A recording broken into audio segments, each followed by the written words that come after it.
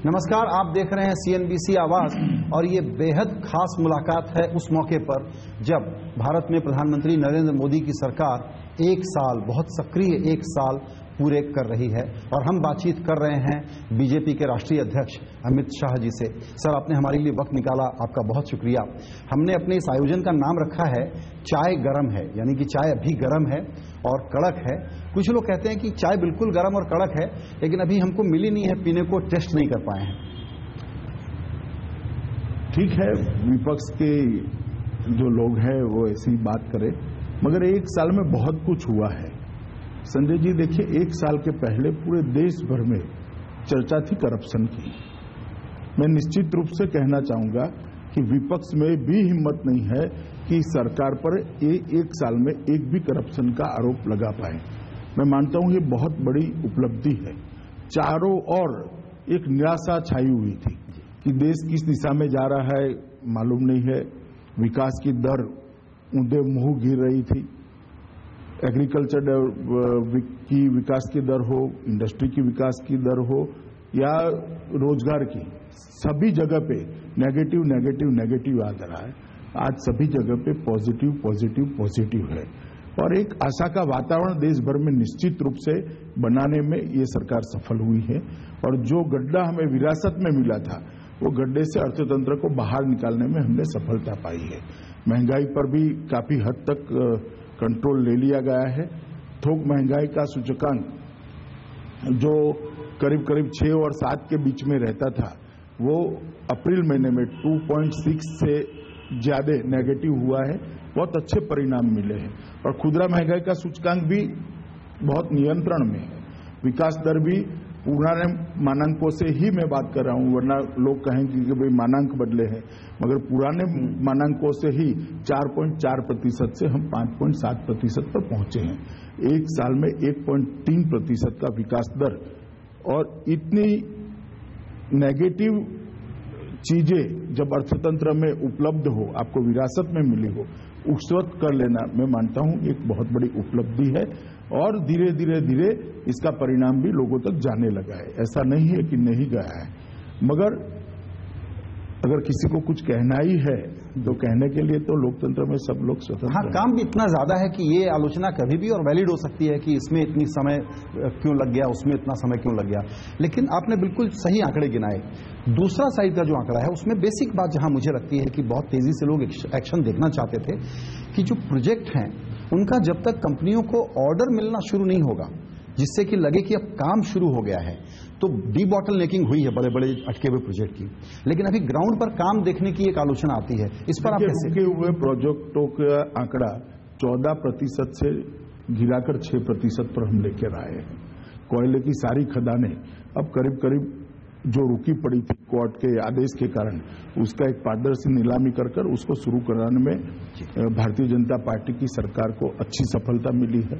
Spectrum की भी नीलामी अच्छे तरीके से हुई है और मैं इतना बताना चाहता हूं कि पारदर्शी नीलामी के कारण कोयले की नीलामी में सिर्फ 20 ही खदानों का नीलामी हुआ है और 2 लाख करोड़ से ज्यादा रुपया भारत सरकार के खजाने में जाने वाला है। और स्पेक्ट्रम जो 1/3 है आगे के नीलामी से, उसमें भी 1,09,000 करोड़ रुपए का भारत सरकार के खजाने में इजाफा होने वाला है। यही बताता है कि सरकार पारदर्शी तरीके से काम कर रही है और इसी के कारण कोर्ट के मामले नहीं बन रहे हैं। पहले हर चीज कोर्ट में जाकर रुक जाती थी। हमने सरकार को, सरकार की विकास की गति को और सरकार के तंत्र को कोर्ट से बाहर लाकर फील्ड में फैलाने का काम किया है। ये बहुत बड़ी उपलब्धि है। जी बिल्कुल। एक दूसरा हिस्सा जो मैं आपसे ही, दरअसल आपने तो बताया कि भ्रष्टाचार नहीं हुआ, ये एक बड़ा मुद्दा है कि एकदम क्लीन गवर्नेंस चला है, लेकिन बड़े अचीवमेंट के तौर पर एक जिसको कहते हैं कि फ्लैगशिप अचीवमेंट, उसमें आप कौन सी पॉलिसी या कौन से प्रोजेक्ट को गिनेंगे जिसको आप कहते हैं कि इस सरकार का एक सबसे बड़ा काम नंबर 1 ये है? देखिए, 68 साल की आजादी के बाद भी इस देश में 60 करोड़ लोग ऐसे थे जिनके पास बैंक अकाउंट नहीं था। मतलब आप कल्पना करिए, 68 साल की आजादी के बाद 7 करोड़ लोगों का अर्थतंत्र से कोई जुड़ाव का माध्यम ही नहीं था। ये सरकार ने एक ही साल के अंदर लगभग 14 करोड़ बैंक अकाउंट खुले हैं और 14 करोड़ परिवारों को बैंक अकाउंट देने का काम किया है। और उसी चीज को आगे बढ़ाते हुए वो 14 करोड़ परिवारों को सालाना 12 रुपये मतलब महीने का 1 रुपये में 2 लाख रुपये का एक्सीडेंट बीमा और साल के 330 रुपये मतलब रोज के 1 रुपये के हिसाब से 2 लाख का लाइफ इंश्योरेंस देकर उनके लिए एक सुरक्षा कवच तैयार किया है। जो नीचे तबके के लोग थे, गरीब लोग थे, उस तक सरकार ने पहुंचने का जरिया बना दिया है। मैं मानता हूं कि आगे आने वाले दिनों में ये बहुत बड़ी साधन बनेगा वहां पर अर्थतंत्र को पहुंचाने का। और कोई भी देश 7 करोड़ गरीबों की फौज लेकर विकास नहीं कर सकता। विकास करना है तो सर्वस्पर्शीय विकास होगा और सर्वसमावेशक विकास होगा, तभी जाकर अर्थतंत्र का भी फायदा होगा, देश का तो फायदा होगा ही होगा और वो जो गरीब आज भी विकास की पंक्ति में अंतिम खड़ा है उसका भी फायदा होगा। बिल्कुल। इसमें एक सवाल मैं आपसे ये समझना चाहूंगा कि दरअसल जो पिछले दिनों में क्रिटिसिज्म हुआ है, क्या जब भी पार्लियामेंट सेशन में होती है तो कुछ बातें चलती हैं, विवाद होते हैं, वो ओवर शैडो कर जाती हैं दूसरे बड़े मुद्दे को। बड़ा मुद्दा इसमें यह है कि जनधन हो या मुद्रा बैंक हो या सोलर एनर्जी का एक बड़ा काम हो या अब किसानों के लिए कुछ करने की बात हो, ये इतनी बड़ी बड़ी स्कीमें हैं जिसको थोड़ा भी जोर लगा करके 60% से 70% भी सफलता मिल गई तो देश के बहुत बड़े तबके से आप जुड़ जाएंगे। और उनसे जुड़ना अगर आपकी बड़ी इकोनॉमिक्स और बड़ी पॉलिटिक्स प्रायोरिटी के तौर पर है तो इस क्रिटिसिज्म से जो बीच में विचलन दिखा, आप लोगों की नाराजगी दिखी कि हमारे बारे में लोग अनफेयर हो रहे हैं, दरअसल आपको चिंता नहीं करनी चाहिए। देखिए, हम तो चिंता नहीं कर रहे हैं, हम काम कर रहे हैं और 70% नहीं 100% जुड़ाव हो चुका है। आप ऐसा मानकर करिए चलिए कि 14 करोड़ परिवार में सरकार ने अर्थतंत्र के साथ उन परिवारों को जोड़ने का काम समाप्त कर दिया है और आने वाले दिनों में ये मुद्रा बैंक के माध्यम से देश के करोड़ों बेरोजगार युवाओं को स्वरोजगार की दिशा पर हम ले जाएंगे। उनको स्वरोजगारी से रोजगार तो मिलेगा ही और कृषि पर जो ज्यादा बर्डन है उसको भी कम करके कृषि को भी हम उसके माध्यम से ही वायबल बनाने का काम करेंगे। कृषि आज भी व्यापार का घाटे का व्यापार नहीं है, मगर 100 लोगों को निर्भरता करने के लिए व्यवसाय अब छोटा है तो उसकी जगह 165 लोग उस पर निर्भर है। हमारा काम है कि वो 65 लोगों को अन्य काम देकर कृषि पर का बर्डन कम कर दे और मुझे लगता है कि मुद्रा बैंक इसके लिए एक बहुत बड़ा माध्यम बनने वाला है। 10,000 से लेकर 10 लाख रुपया छोटे छोटे कारोबार जो खुद का करना चाहते हैं, ऐसे बेरोजगार युवाओं को बहुत जिसको कहते हैं कठोर शर्तें नहीं रखी गई है, उनको सरलता से उपलब्ध होगा तो आने वाले दिनों में वो भी देश के अर्थतंत्र को बड़े अच्छे से कंट्रीब्यूट कर पाएंगे। और उनकी स्किल बढ़ाने के लिए भी स्किल डेवलपमेंट का एक बहुत बड़ा प्रोग्राम भारतीय जनता पार्टी की मोदी सरकार लेकर आई है। तो मेक इन इंडिया के माध्यम से उद्योग आएंगे, उत्पादन बढ़ेगा और उत्पादन करने के लिए जो स्किल युवा चाहिए उसको स्किल कराने के लिए भी एक साइमल्टेनियसली समांतर रूप से एक प्रक्रिया शुरू हुई है। मैं मानता हूं कि मुद्रा बैंक, मेक इन इंडिया और स्किल इंडिया ये तीनों इकट्ठा कर बेरोजगारी के खिलाफ एक बहुत बड़ी जंग इस सरकार ने शुरू की है, जिसके आने वाले समय में बहुत अच्छे परिणाम मिलेंगे। बिल्कुल। लैंड बिल, एक इंटरप्रिटेशन ये है कि सरकार फेल हो गई, पास नहीं करा पाई। दूसरा इंटरप्रिटेशन ये है कि कमिटी में जाने से अब ये मोटा मोटा तय हो गया है कि मॉनसून सेशन में ये बिल पास हो जाएगा। आपका क्या असेसमेंट? देखिए, जहां तक पास फेल का सवाल है, आप ये समझिए कि लोकतंत्र में के अंदर दोनों सदनों के में किस पार्टी के पास कितने सदस्य होते हैं वो जनता तय करती है। हाउस ऑफ पीपल में हमें बहुमत है, लोकसभा में हमें बहुमत है और हमने ये बिल को पारित किया है। मैं मानता हूं विपक्ष की भी जिम्मेदारी देश के विकास के लिए बनती है। अगर ये बिल देश के विकास के लिए हम लेकर आए हैं तो उसका सहयोग करना चाहिए था, मगर नहीं हुआ।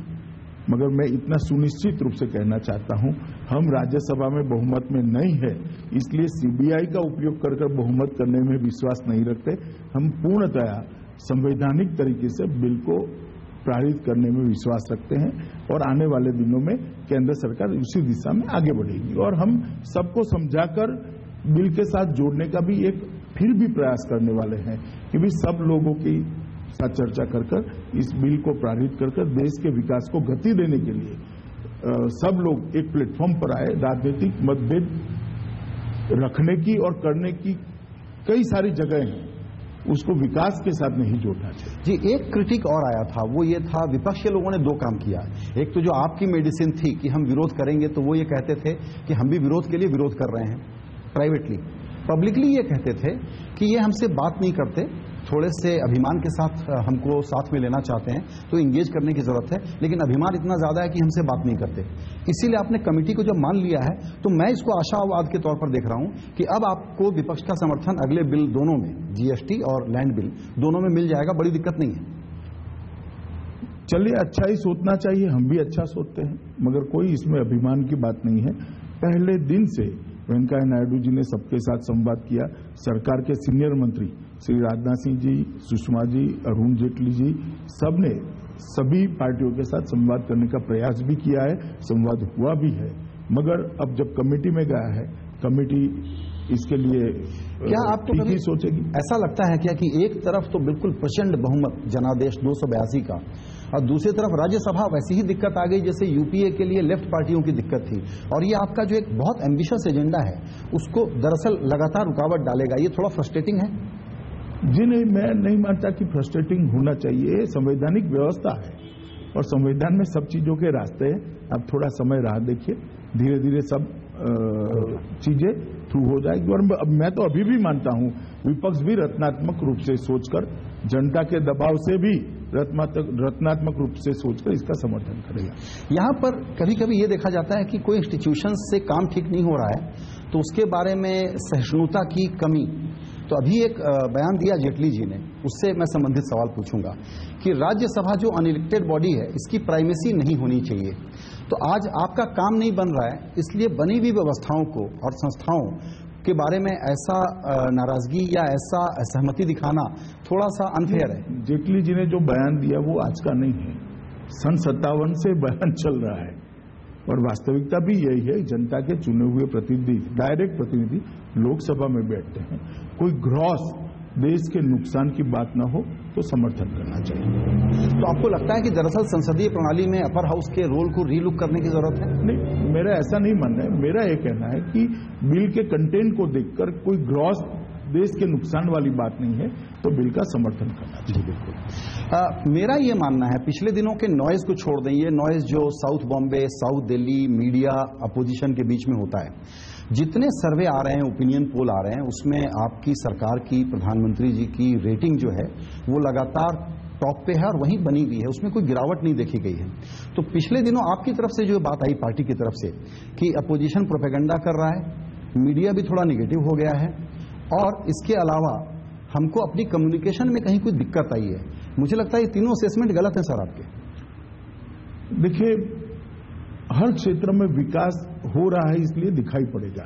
बिजली का उत्पादन बढ़ा, बिजली उत्पादन करने की इंस्टॉल कैपेसिटी भी बढ़ी, ट्रांसमिशन की लाइनें भी बढ़ी है और अब सरकार 46,000 करोड़ रुपया इन्वेस्ट कर देश के हर गांव में 24 घंटा बिजली पहुंचाने के लिए योजना लेकर राज्यों के पास गई है। मैं मानता हूं लोग इस चीज को समझते हैं। काफी सारे रोड बनाने की गति जो करीब 5 किलोमीटर पर डे थी यूपीए के समय में, एनडीए के सरकार बनने के बाद, मोदी जी के प्रधानमंत्री बनने के बाद वो 5 किलोमीटर पर डे से 10 किलोमीटर पर डे पर पहुंची है। तो मैं समझता हूं लोगों को दिखाई पड़ता है कि रोड बनना शुरू हो गए हैं जो ठप पड़े थे। गैस की सब्सिडी भी डायरेक्ट नागरिक के, मतलब सिटीजन के अकाउंट में जाती है और इसके कारण बहुत बड़ी चोरी खत्म हुई है और वो सब्सिडी सरकार बचाना नहीं चाहती। प्रधानमंत्री जी ने इसकी घोषणा की है कि जो बचेगा वो ज्यादा लोगों के पास गैस पहुंचाने के लिए काम में आएगा और उन्होंने गिव इट अप की भी योजना दी। आज करीब 3 लाख से ज्यादा लोग गिव इट अप के साथ जुड़ गए जिन्होंने स्वयं सब्सिडी छोड़ी है। जो संपन्न लोग हैं उन्होंने सब्सिडी छोड़ी है। तो 3 लाख लोग अगर छोड़ते हैं तो 3 लाख गरीब परिवारों के पास ये गैस अब पहुंचने वाला है। काफी हकारात्मक चीजें हुई है, मैं मानता हूं लोग देखते हैं। इसीलिए जितने भी सर्वे अभी 1 साल को लेकर हुए हैं, मैंने भी देखा है कई अखबारों में, करीब 65% के आसपास के लोगों ने अच्छा और बहुत अच्छा ये कैटेगरी में आए हैं। एवरेज मैं कह रहा हूं सर, उसमें 2% इधर उधर, मगर 65% के पास हर सर्वे में आया है। एक चीज और गौर की होगी, जो ऐसे डे टू डे हेडलाइन में मामूली बात है, लेकिन इस पूरे सर्वे में अगर कहीं निगेटिव बात आई है तो वो ये आई है कि आपके पूरे संगठनों के कुछ लोगों ने मैंडेट को ठीक से समझा नहीं है, तो कुछ बयानबाजियां इस तरह की कर देते हैं जिसको आप डिस्ट्रैक्शन कह सकते हैं। और इन सर्वेज में ये आया है कि ये डिस्ट्रैक्शन के कारण थोड़ा सा रेटिंग कहीं कहीं कम है। देखिए, इसका और विकास का कोई लेन देन नहीं है, फिर भी मैं मानता हूं इस तरह के बयानों से बचना चाहिए, नहीं देने चाहिए। और पार्टी ने भी समय समय पर अपने आप को इन बयानों से न केवल अलग दलग किया है, कड़ा रुख भी जताया है। आपने नोटिस दी थी साक्षी महाराज को, उसका क्या हुआ? साक्षी महाराज का जवाब भी आ गया है और मैं उसको प्रकट करना नहीं चाहता क्योंकि डिसिप्लिन कमेटी के सामने वो जवाब जाना है, मगर पार्टी इस तरह के बयानों को गंभीरता से ले रही है। तो अभी उसमें निर्णय बाकी है, विचाराधीन। जी विचाराधीन। जी बिल्कुल। एक सवाल, अब आपने जो दुनिया की सबसे बड़ी पार्टी बनाने का काम किया है बीजेपी को, वो टेक्नोलॉजी के जरिए मेंबर तो आ गए हैं, अब इनको रिटेन करना और एक्टिव बनाना, इतना बड़ा नंबर है 10 करोड़ प्लस का नंबर, ये एक बड़ा एजेंडा नेक्स्ट आपके सामने होगा। निश्चित रूप से देखिए, हमें 17 करोड़ वोट मिले थे, उसमें से हम 10 करोड़ लोगों को मेंबर नहीं बना सकते। इसका मतलब है कि चुनाव के बाद, सरकार बनने के बाद भी काफी ऐसे लोग भारतीय जनता पार्टी के साथ जुड़े हैं जिन्होंने भारतीय जनता पार्टी को वोट नहीं दिया था। कभी यह संभव नहीं है कि 17 करोड़ वोट मिले और 10 करोड़ मेंबर बने। बिल्कुल, ये तभी हो सकता है कि नए लोग जब भारतीय जनता पार्टी से जुड़ते हैं तभी हो सकता है। हमने संपर्क अभियान भी हाथ में लिया है और संपर्क अभियान के माध्यम से ये सभी सदस्यों का संपर्क हम करेंगे, हमारी पार्टी का, हमारे सिद्धांतों का परिचय भी कराएंगे और उनसे भी परिचय लेंगे। और उसके बाद में एक बहुत बड़ा ट्रेनिंग प्रोग्राम भी 3 महीने के लिए चलने वाला है।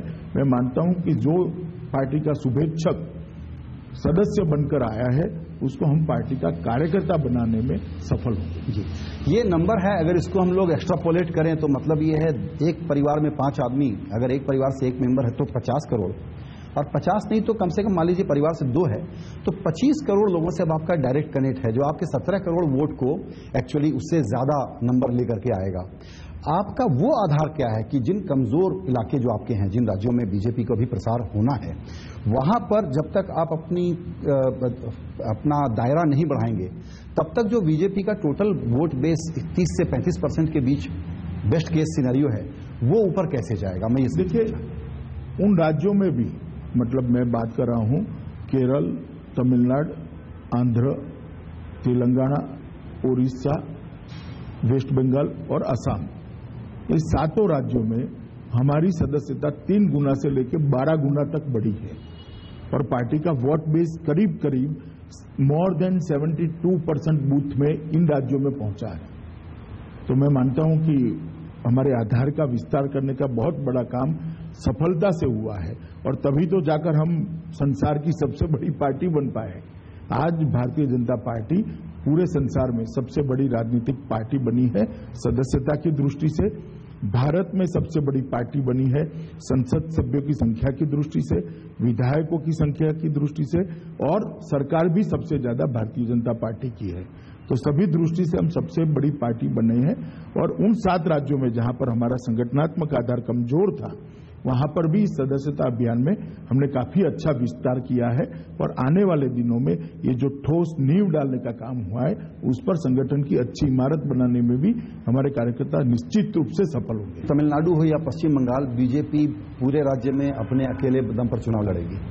मैंने ऐसा नहीं कहा हम अकेले लड़ेंगे, हम भारतीय जनता पार्टी का विस्तार करना चाहते हैं, वास्तविकता है, अलायंस के लिए ओपन है। और भारतीय जनता पार्टी चुनाव के वक्त सभी संभावनाओं को तराशते हुए योग्य रणनीति बनकर एक मुख्य प्रतिस्पर्धी के रूप में चुनाव लड़ेगी। जी, इस पर मैं आपका राजनीतिक इंसाइट चाहता हूं। जो अगला सवाल है मेरा, बिहार चुनाव अब होने वाले हैं, माना यह जा रहा है कि बीजेपी के जनाधार के पहुंचने की एक सीमा है और अगर बाइपोलर चुनाव हो जाए तो बीजेपी को दिक्कत आती है। तो बीजेपी को दरअसल कोई तीसरी पार्टी हो तो ये सिचुएशन सूट करती है। बिहार बाइपोलर होता हुआ दिख रहा है क्या? देखिए, ये एक गलत धारणा बनाई जा रही है। गुजरात में भी बाइपोलर है, राजस्थान में भी बाइपोलर है, मध्य प्रदेश में भी बाइपोलर है, छत्तीसगढ़ में भी बाइपोलर है। चारों जगह पे लंबे अरसे से भारतीय जनता पार्टी की सरकार है। एक गलत धारणा फैलाई जाती है। जनता को जहां पर डेवलपमेंट होता दिखाई पड़ता है, जनता उस ओर जाती है। और ये भारतीय जनता पार्टी की सरकारों की परंपरा है, जहां एक बार हम सत्ता में रहते हैं, हम बार बार चुनकर आते हैं। मुझे भरोसा है, जब तक भारतीय जनता पार्टी बिहार के सरकार के अंदर हिस्सेदार थी, वो एनडीए की सरकार थी, हमने गुंडा राज से बिहार को मुक्ति दिलाई थी, एक विकास को गति दी थी। और जैसे ही भारतीय जनता पार्टी सरकार से निकली है या निकाली गई है, उसके बाद में फिर से गुंडा राज की ओर बिहार बढ़ा है।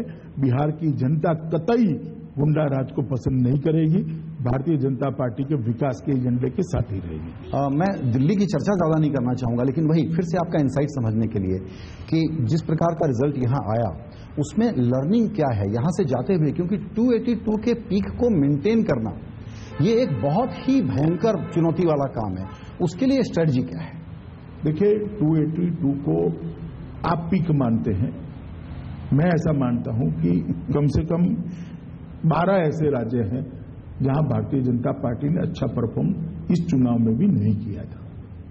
वहां हमारी मतों की संख्या तो बढ़ी, वोट परसेंटेज तो बढ़े, मगर हम उसको सीट में कन्वर्ट नहीं कर पाए, क्योंकि बूथ में वोट को सीट में कन्वर्ट करने की मशीनरी हमारे पास नहीं थी।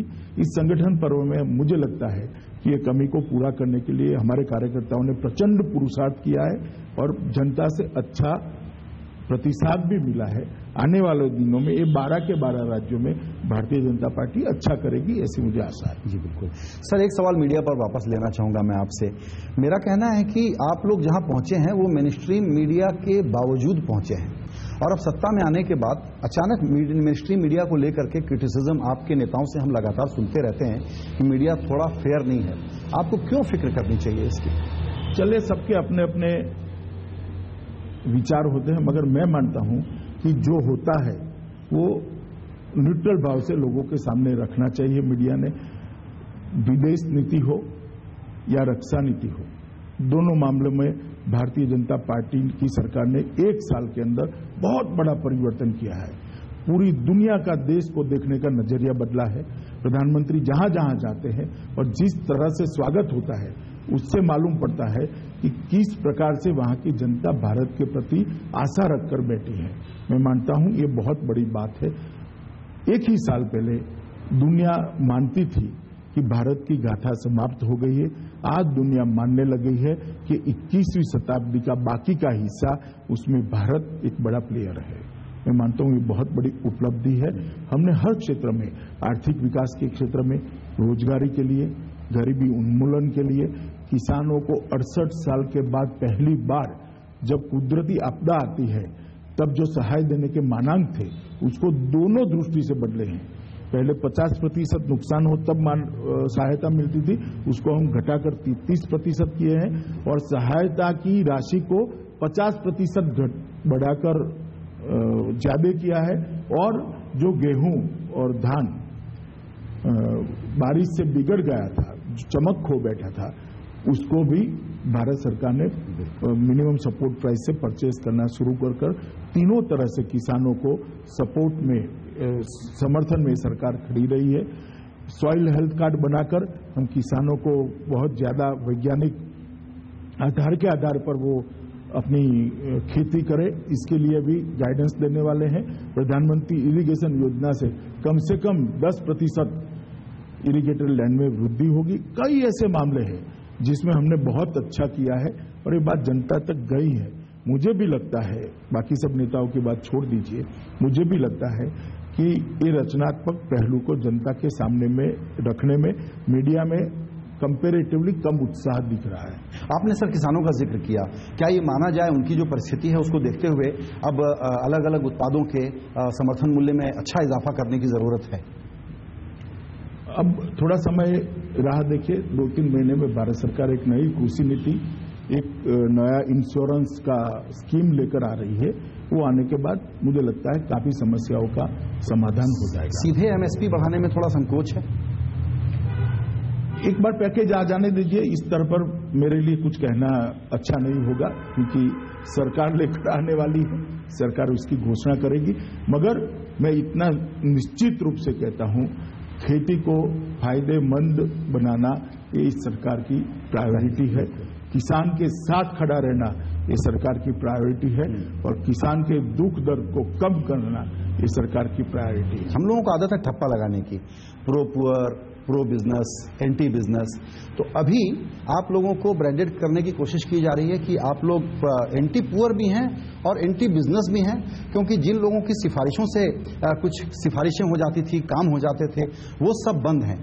आप लोगों को इतना सख्त क्यों होने की जरूरत है? क्योंकि हर प्रोजेक्ट की अपनी स्पेसिफिक दिक्कतें हैं और उसको एड्रेस करना चाहिए देश हित में, क्रोनी कैपिटलिस्ट के लिए नहीं।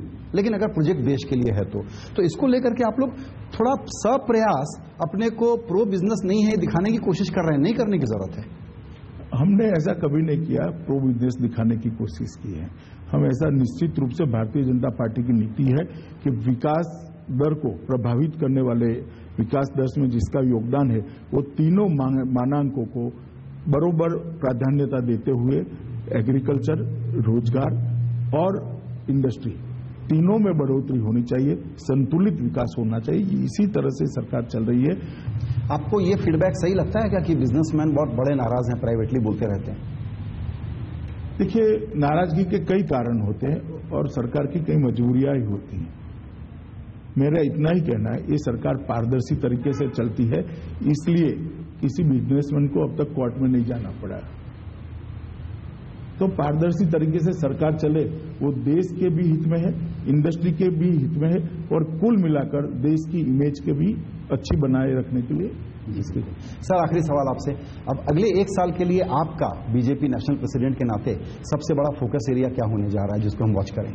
भारतीय जनता पार्टी स्वाभाविक रूप से बिहार के चुनाव को बहुत महत्वपूर्ण समझती है, और हम चाहते हैं कि बिहार भी इस देश की विकास के साथ जुड़ जाए, वहां भारतीय जनता पार्टी की पूर्ण बहुमत की सरकार बने, और देश भर में भारतीय जनता पार्टी के जो 10 करोड़ से ज्यादा, करीब 11 करोड़ सदस्य बने हैं, वो सदस्य को पार्टी के ढांचे में डालने का काम बड़ा महत्वपूर्ण है। अगले 1 साल में हम इसको जरूर करेंगे। सर, इस बातचीत के लिए आपका बहुत शुक्रिया। धन्यवाद।